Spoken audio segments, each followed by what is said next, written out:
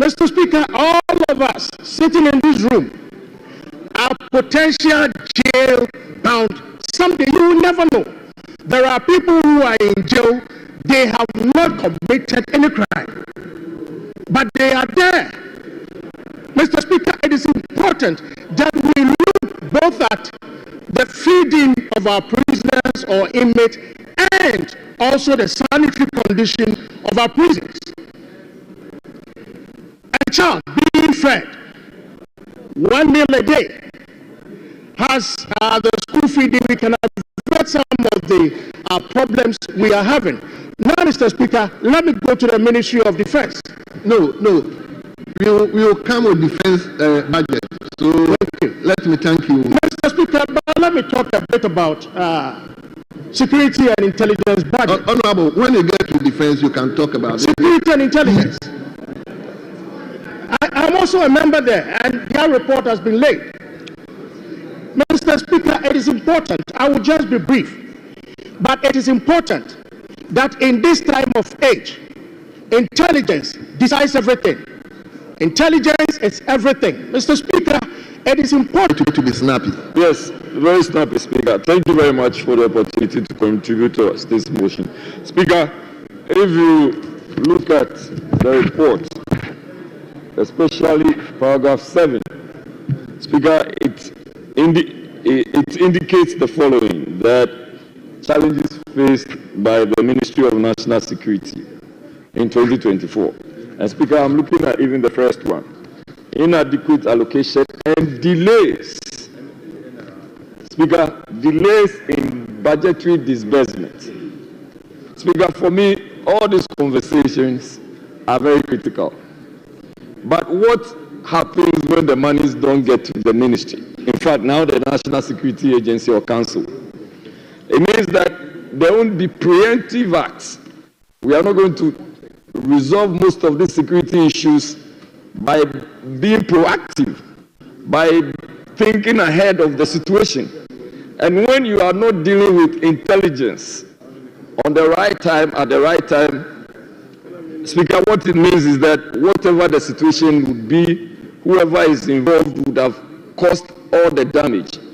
Speaker, it is therefore very critical to look at the issues of disbursement and how it should be done on time. Speaker, the other part which is very critical is the changing trends of modern crimes. Speaker, when you are dealing with Sakawa, and you are dealing with all manner of crimes, and people can sit in their rooms and ensure that they leave so much money, and you are not versed with the kind of technicalities and techniques. You are not emboldened to ensure that these things are prevented. Speaker, if we are not careful, we'll be sitting here. There will be time that you are even here in Parliament and the whole system may be hacked. So what we are praying for is, let us support the National Security Council with the resources they require. What we have seen is a paltry amount of 2.9 billion. And we have all been told that about 2.4 is going into only compensation. So what is the 500 million going to do? 500 million is not going to do anything for intelligence. Let me also just take this opportunity to, as it were, advise that we should also use the National Security Council for purposes that they are meant for. Speaker, about 3 weeks ago, I had a weightlifting elections. About 80 members of operatives of national security were there to stop the election. When we still have a problem of undercapacity, when we still have the problem of inadequate staff strength. So you ask yourself, are they there to do the work that they are tasked to do? It is very critical that with all the monies that we are thinking of pushing to them, they should make sure that they do what they are expected to do as national security operatives. Speaker, with this, I want to thank you very much. Thank you. Lastly, majority leadership. Thank you, Mr. Speaker. Mr. Speaker, I was seeking your leave to leave the conclusion of the debate to the former leader and Minister of Education. Minister of Education, yes. Speaker, let me thank you very much. But Please snap it for us. Mr. Speaker, I shall endeavor to. Mr. Speaker, to speak in favor of the motion and appreciate that the amount of money allocated for national security may not be adequate within the constraints of the budget. Mr. Speaker, I rose for a good reason. When I heard the Honorable Nitiwo, former Minister for Defense, speak, that compelled me to come on so that we go back to the same drawing table. Mr. Speaker, in the past, I'm aware that there was a meeting convened then by Minister for National Security, Kandapa. He participated in that meeting. There were the Ministers for Foreign Affairs, Minister for Communication, Defense and Interior. And Mr. Speaker, that discussion took place in Akusumbo. And it was for us as a country and parliament to appreciate the magnitude of the threat to the national security of our country and to resource in particular the Minister for Defense, Ministry of Defense, Ministry of Interior and National Security to respond to those exigencies of the time. Mr. Speaker, in that meeting, so Honorable Nitiwo, I'm reminding you about the Akusumbo consensus. So share it. There was the Akusumbo consensus where we said that the Minister for Finance, fortunately he's here, must dedicate at least a budget of $2 billion to support the security-related ministries. This was a bipartisan discussion, bipartisan approach in order that the Ministry of Defense, Interior and National Security can respond to it. I can agree more with you when you say that the first responsibility of every government and the president is the security of the citizens. That we assure you. But I think that we should relieve the Akusumbo consensus. Maybe the Minister for Defense or my good friend, Honorable Minister for Interior, must get the group to meet again. Because in that meeting, we discussed the specific needs of the ministries and the agencies, whether it was defense or whether it was interior, what was the requirement, so that we make a special case for the Minister for Finance. In a review budget, he can dedicate, if he can't get all the 2 billion, at least 1 billion should go to support their budget. With these few comments, Mr. Speaker, I thank you for the opportunity. Thank you very, very much. Honorable members, at the conclusion of the debate, Minister, I want to say something. Thank you very much, Mr. Speaker. Apart from thanking members to say that most of the comments that were made have been noted and we can assure them. And I'm also happy the Finance Minister walked in briefly and will extend the comments to him for consideration, hopefully during the mid-year review. Thank you very much, Mr. Speaker. Thank you very much. Honorable members, at the conclusion of the debate, the question is all those in favor of the motion listed 32 in today's order paper, say aye. Aye. All those against, say no. Honorable members, the ayes have it. The motion is carried. And that this House has approved the sum of 13 billion 729 million 306,027 cedis for the services of the Ministry of Interior and National Security for the service for the year ending 31st December 2025. Yes, leader. Thank you, Mr. Speaker. Mr. Speaker, can we continue on the same page 8 and take item number 33? Thank you. Very well. Before I call the minister, indulge me to acknowledge our children at the public gallery. And the first school is Medina Senior High School. They are being led by Mrs. Faustina Alounu, who is the headmistress, and the school is located, as usual, Medina constituency. And I guess the Member of Parliament is here. Then we have Juapon Methodist Basic School. Juapon Methodist Basic School. They are being led by Mr. Apia Solom Otu, who is the head teacher, and the school is located at Northtown constituency. I think the Minister for Foreign Affairs constituency. Yes. So you are all welcome, and I believe you are monitoring what is going on, and that should urge you. Nobody should tell you. It should urge you to study and study and study hard, so that tomorrow you can also be here. You are welcome, and we wish you well. Thank you. You may resume your seat. Let me now turn to page 8. Page 8, item listed 33. Item listed 33, Minister for Defense. Thank you very much, Mr. Speaker. Mr. Speaker, I beg to move that this Honorable House approves the sum of 6,371,467,598 for the services of the Ministry of Defense for the year ending 31st December 2025. Mr. Speaker, before I move, let me emphasize a related argument which follows from that of the Ministry of Interior and National Security that members have so eloquently espoused. We face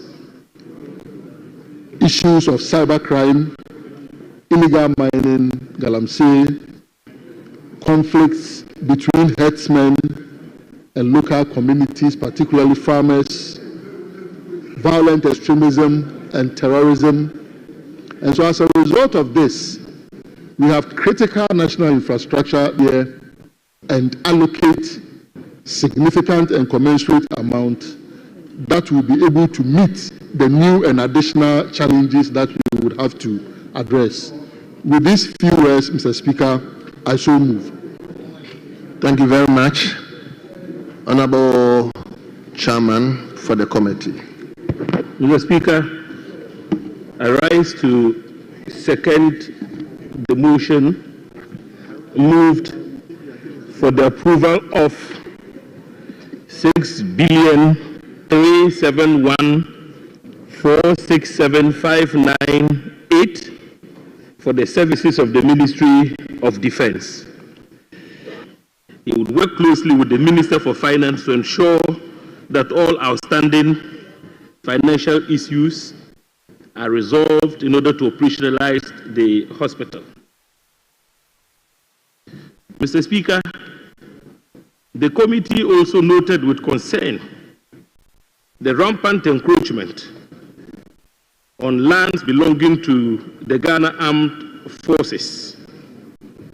The assurance was given that the Ghana Armed Forces had initiated steps to liaise with the Lands Commission to ensure that all legal documentation relating to the lands in question are completed and handed over to the armed forces to ensure that they are able to protect their lands from encroachment.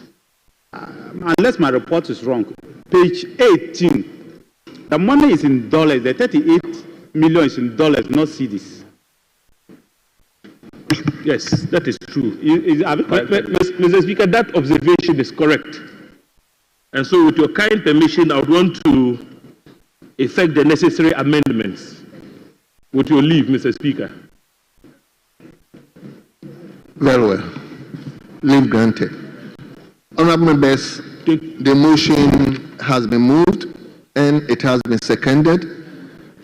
It is now before the House for consideration. Yes, Ranking. Thank you, Honorable Speaker. I rise to support the motion that this House approves the sum of 6,371,467,598 Ghana cedis for the implementation of programs for the Ministry of Defense and its agencies for the year ending 2025. Mr. Speaker, and so doing to indicate that if the government, as demonstrated by members of the government who are forespoken, that the priority of this government is security. Mr. Speaker, the budget allocation to Defense Ministry betrays that assertion.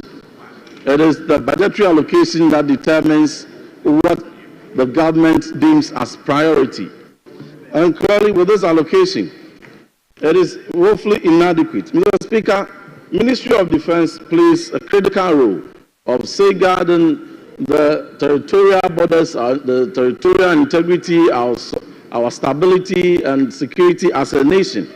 We have a fresh minister who has just been appointed. I know he's a very good friend of the finance minister. And so we were expecting adequate allocation to the sector. We have freshly appointed Chief of Defense Staff, Service Chiefs, Chief of Naval Staff, Chief of Army Staff, Chief of Air Staff, Chief of Staff. These are very seasoned soldiers who bring to the fore very solid credentials. And they are poised to deliver. But we need to give them the resources to be able to deliver. We need to resource the Navy with the requisite ships and offshore patrol ships to be able to beef up their fleet of equipment to deliver what they are poised to do so. We saw in this budget here an indication under the Ministry of Defense that the government is committed to completing the 15 forward operating bases that are ongoing. And the expectation was that commensurate allocations should be given to the Ministry of Defense for the timeous completion of those projects. But what we saw allocated to them cannot even complete one this year. Mr. Speaker, we must speak up for the Ministry of Defense. If you speak up for the Ministry of Defense, you are speaking for the stability of this country, you are speaking for Ghana. And therefore, in a bipartisan way, we think that if there's any ministry who should be within the top 3 of the highest budgetary allocation, Ministry of Defense should have been one of them. We will speak for them, for the Ministry of Finance, to demonstrate beyond rhetorics that defense and security is our priority by way of allocation. I'm happy the Minister for Finance has just entered. Minister of Finance, we are appealing that you support your good friend, Minister for Defense. Reimburse the peacekeeper. Oh, he has assured we shouldn't worry. So we are hoping that the mid-year budget will see increase, commensurate increase to support them to deliver. I thank you. Thank you very much. Yes, Honorable. Mr. Speaker, I'm happy that... Honorable, let me go here, then I'll come here. Let me call the Minister for Labor. Thank you, Mr. Speaker. Mr. Speaker, I also rise to support the motion on the report of the Committee on Defense and Interior on the 2025 budget report. Mr. Speaker, the Ministry of Defense, as has been observed earlier, is a critical ministry that provides leadership for the defense of this country. Mr. Speaker, Ghana is at a position where our defense is logically a key factor of our investment because of everything surrounding us. Mali, what is happening there, Burkina Faso, and elsewhere. The combination of these factors, as observed by the report, poses a threat of terrorism, and the need for the military to equip itself and be prepared for any eventuality is underlined. Mr. Speaker, but I want to observe that there has been lack of commitment to house the military in this country. If you visit the closest place and in the center of the city, the Burma camp, you will be very sad about the kind of accommodation some of our military people live. And I think that it is important that this is looked at thoroughly so that in future we don't begin to complain about eventualities that will cripple our effort to defend this nation. Mr. Speaker, so much needs to be done by the military, not just in the defense of our borders, but also in the support of the military to perform its role outside the country. We have noticed that the Ghana military is very much respected throughout the country, throughout the world, especially in their performance at peacekeeping efforts and other military interventions that will require an international cooperation. So this vote given to them, I do support that we allocate the set amount to them, but I think that what should have been given them is not what they have allocated for them this year. And I suppose that at the end of it all, this 6.3 billion that has been given to them should be properly allocated to the appropriate places as indicated here, so that in our oversight, we can be sure that so much is spent to enforce the functional duty of the military, and so much is also invested in the building, in the office building as indicated in the report, and the office, accommodation of the military. Mr. Speaker, because of the strategic nature of this ministry, I want to call on my friends, my colleagues everywhere, to support the allocation and to support the motion. Thank you, Mr. Speaker. Thank you very much. Let me go to former Minister for Defense. Mr. Speaker, thank you very much. It is my pleasure to support this motion. But I'm always supporting with heavy heart.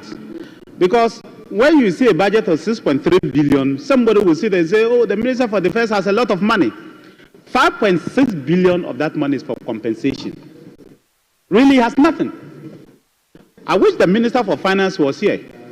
And leadership, please carry the message to the Minister for Finance that we have to find the Akosombo Accord and come back to it. If we were truly, as a country, giving the Minister of Defense or the Minister of Defense the resources, the Minister of Defense should not get anything less than 118 billion Ghana cedi in this budget. Yes, because all the countries, Ivory Coast, Burkina Faso, Mali, Niger, Guinea, Nigeria, all the countries, they spend a minimum of 1.5% of their GDP. If our GDP is 1.2 trillion Ghana cedi, then we should spend a minimum of 1.5%, which is close to 18 billion Ghana cedi. And that's what we should be looking at. Mr. Speaker, I want to go back to what the Minister of Education said, that this Parliament has always been very supportive of the Ministry of Defense. It is the reason why we went on not on one occasion, not on two occasions, at least 3 occasions to Akosombo to all agree that the Minister for Finance should look for resources to give to the Minister for Defense. It doesn't matter who the person is, to ensure that they can protect our country. Senegal is building a very big port, the biggest in West Africa. What we can achieve with our new port is to ensure that the security on our high seas. And you can only do that with the Navy. But as we see today, we all know what the state of the Navy is. It is not in my interest to state what the state is. But if it were a committee of the whole, I would have stated exactly where we find ourselves with Navy and with Air Force. Mr. Speaker, I want to carry this sentiment to the Minister for Finance that he has to find money, whatever it is, to ensure that the Minister for Defense is able to give, I'm saying Ivory Coast, Togo to our right, if you look up north. If you are facing the northern direction, Togo to our right, Ivory Coast to our west, Burkina to our north, Mali to our north, Niger and Guinea, all of them spend a minimum of 1.5% of their GDP. Let everybody take a calculator and calculate and know how much we should be spending to match up. Mr. Speaker, I'm not even saying that surpass the match up. So the current Minister for Defense needs a lot of support for all of us. Unfortunately, he knows. Unfortunately, he knows. It's the same support you gave me.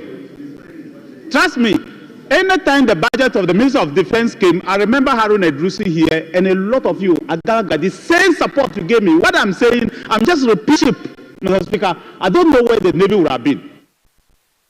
And they use the peacekeeping resource.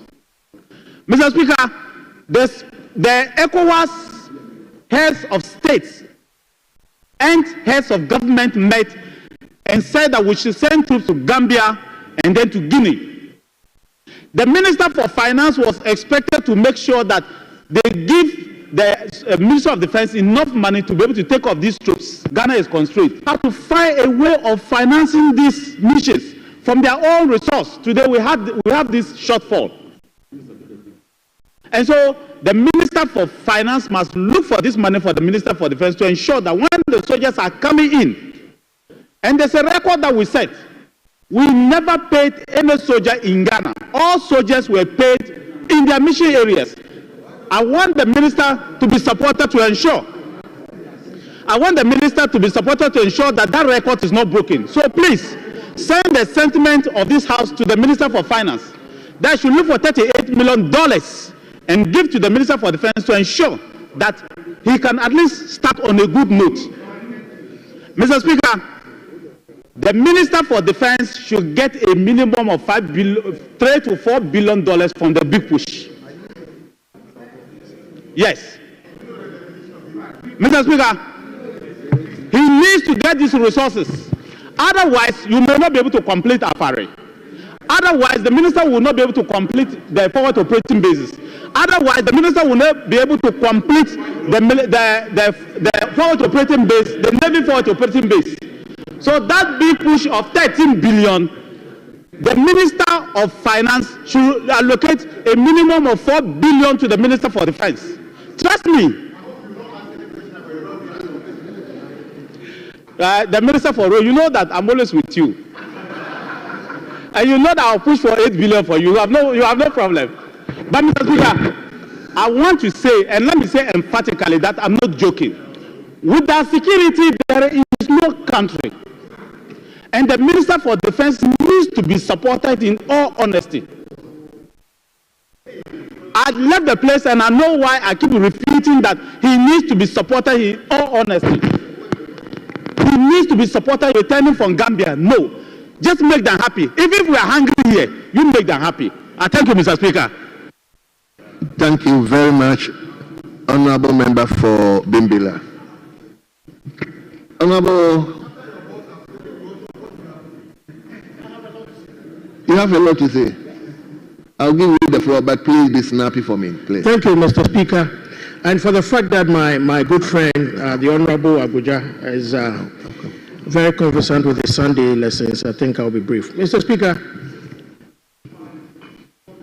one thing the Ghana Armed Forces, and the Honorable Pepu said it right, he hit the nail right on the head, is accommodation. Mr. Speaker, yes, the NPP government undertook the construction of accommodation across all the garrisons of the Ghana Armed Forces. But Mr. Speaker, we still need more. We need more because for years, the Ghana Armed Forces was neglected. And then looking at the fact that we are also recruiting men and women, Mr. Speaker, it is important that we look at providing a decent accommodation for our men and women in uniform. Mr. Speaker, one thing which is also a problem has to do with the regularization of the land titles of the Ministry of Defense. Their lands are being encroached upon left, right, center.